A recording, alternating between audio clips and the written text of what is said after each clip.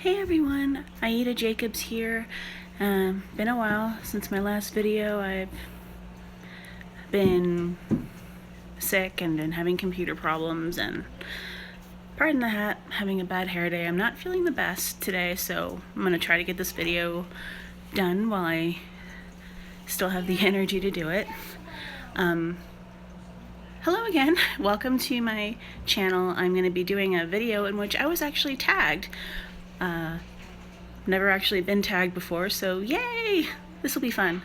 I was tagged by Julian Greystoke, and the topic of the video is writing is life, and basically what it does, what it entails.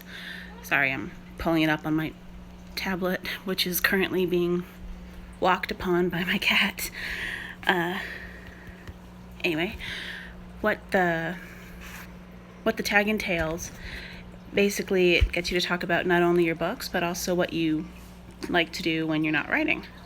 So, hang on, let me pull it up now that it's safely out of the way from kitty paws. Okay, where did it go? If you can hear that in the background, that's my daughter just being a 4-year-old. Just being silly. Okay. Question number 1. If you could magically make one of your WIPs, work in progresses, be finished and ready for publication, which would you choose? And that answer is simple enough. I would choose Dragon Guardian Earth, which is book 4 in my Primordian Chronicles, because once I finish with that book, that'll mean that I've finished the 4 core books of my series, and I can move on to the sequels and even prequels that I have planned that will focus on characters that served as more of a secondary or even tertiary role throughout the 4 books that introduce you to Primordia and all of the struggles that it's been through. Question number 2. Who is your favorite character you have written and why? Oh, I love all of my babies, let's be honest.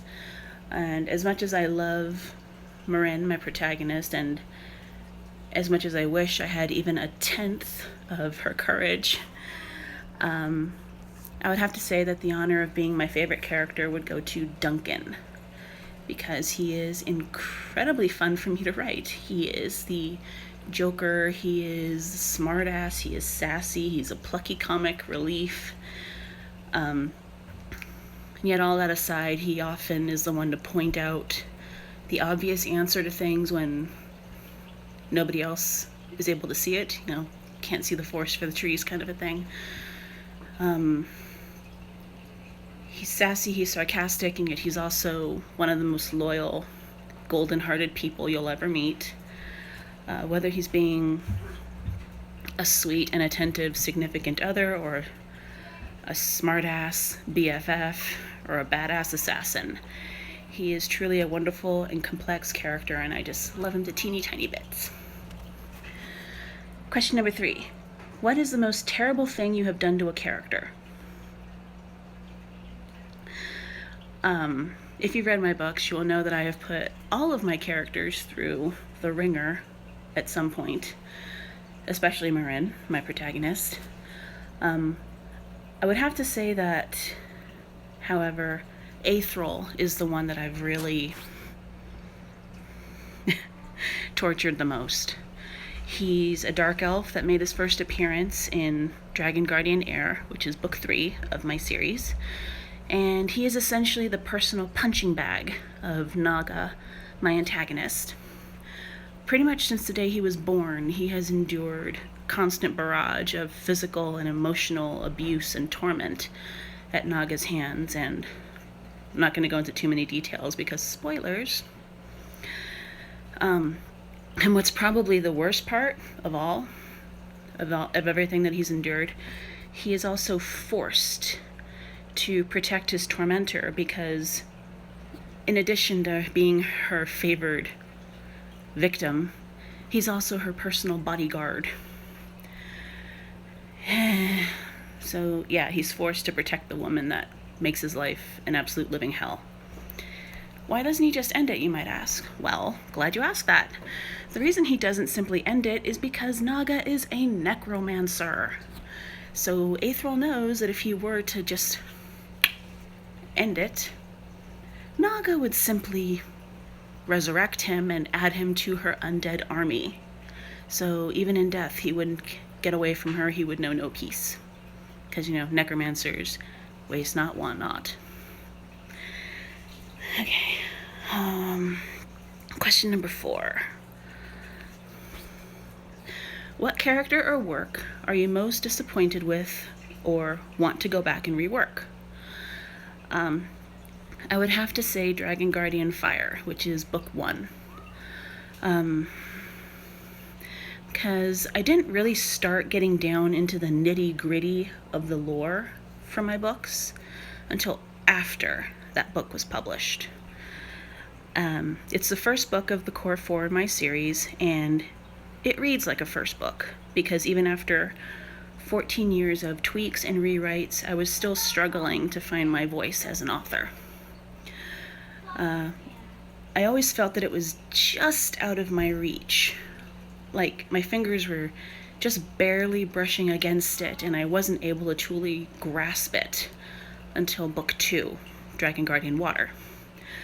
I wish I was able to go back in time with what I know now, and with what I've established in my lore so far, so I can make the necessary tweaks to make Dragon Guardian Fire just a little bit better.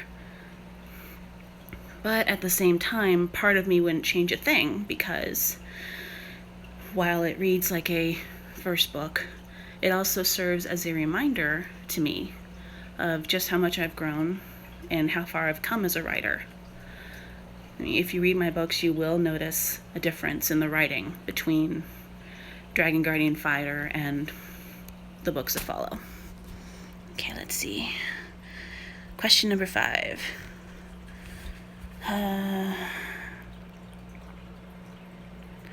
Pick a theme song for the main character of your current work in progress. That would be Fight Song by Rachel Platten. I recently had to get a new phone, so I lost a lot of music, so I'm going to have to get that song all over again. Sorry, I'm not going to be able to play it, but Google it, or look it up on iTunes or YouTube. It's an awesome song, and it embodies Marin perfectly, if I do say so myself. Question number 6. What is the trope or cliche you're embarrassed to say you use or used? I used the chick trope when creating the character of Kira. Basically, she's the epitome of femininity and everything else that one would associate with the ideology of how a woman is supposed to be. She's beautiful. She does most of the cooking for the party. She's a natural nurturer, as evidenced by her being a healer. She's forever trying to get Marin to be more ladylike. She is often the calming voice of reason that can get through to Marin when the voices of the other party members fall on deaf ears. It's a regular occurrence, actually. Marin is stubborn. And Kira is often the damsel in distress in books 1 and 2. In book 3, she grows a bit more of a spine and actually fights a little bit, thanks to her husband training her. I got lost in my notes. Okay. Now, I did have my reasons for designing Kira in such a way. There are a total of 4 males in the party. 5 if you count Noctum, Marin's familiar. And with Marin being a rough and tumble tomboy, I felt that the party desperately needed a defined source of feminine energy present in order to balance things out. Besides, there are just certain things that girls simply need to discuss with other girls. Am I right, ladies? So trope aside, Kira does in fact serve a purpose. Question number 7. A wizard tells you that if you stop writing forever, one of your other dreams will 100% come true right now. Would you do it? No, because my other dreams stem from my being a writer. So yeah, would defeat the purpose a little bit. Question number 8. What do you do when you're not writing? Video games. I am obsessed with Dragon Age, Mass Effect, Neverwinter, just to name a few. When I'm not playing video games, I enjoy spending time with my family. I love to bake. And even when I'm not writing, I'm often thinking about my writing. So, yeah. Question number 9. If you could show anyone, alive or dead, your work, who would it be? When it comes to authors, I would choose J.R.R. Tolkien and R.A. Salvatore. Tolkien because it was while my dad was reading The Hobbit aloud to me as a child that my love of all things fantasy began. And Salvatore, well, I love his writing and I love his characters, and yeah, so. Question number 10, the last question.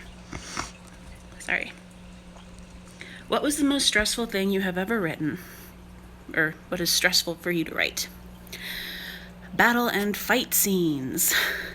They stress me out because, well, I find them difficult to write. I've always found them really challenging. They've never come easy to me, and they still don't, because of the sheer amount of chaos going on during the scenes that it makes it all too easy for me to forget about various characters that are involved and for them to fall through the cracks. I mean, there was this one particular scene in Dragon Guardian Air. Those of you that read it will know what I'm talking about. Anyway, it involved a skirmish against an ambush of giant spiders. Yeah, I know. Me, a type A arachnophobe. Writing what I fear most. Anyway, getting back to what I was saying, I didn't realize that I had completely forgotten about the character Brianna until I finished writing the scene. So I had to go back and figure out just where to put her. I had to go in, rewrite, retweak, and just be like, crap, where do I put her? Where would I put her so it wouldn't jar everything? So anyway, that was the last question. I hope you liked hanging out with me. Sorry for not being at the top of my game here. If you happen to live in the Fargo area of North Dakota, or if you're close by, I will be at Fargo CoreCon from June 8th to the 11th, so be sure to stop by and say hello at my table. I will be signing and selling copies of my books. If you already have a copy of my book that you purchased earlier, I will happily sign it for you. Just be sure to come by. And I'll also be doing panels on world building, fan fiction, and the life of an indie writer. So, yay! Come by and say hi. And that's it for now. I will see you all later on the other side. Primordia forever.